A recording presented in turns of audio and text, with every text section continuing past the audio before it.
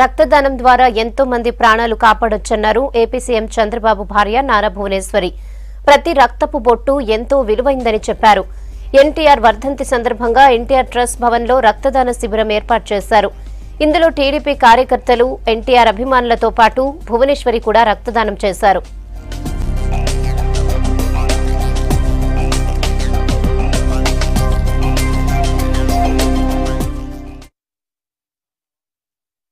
ప్రతి సంవత్సరం రామారావు గారి వర్ధంతి నాడు NTR trust vertical blood donation drive నిర్వహిస్తుంది.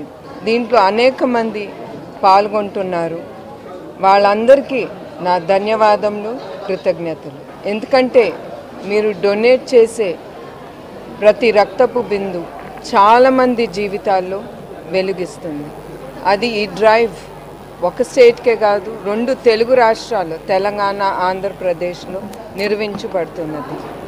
సో మరొక్కసారి అందరికీ నా ప్రత్యేక ధన్యవాదములు, కృతజ్ఞతలు.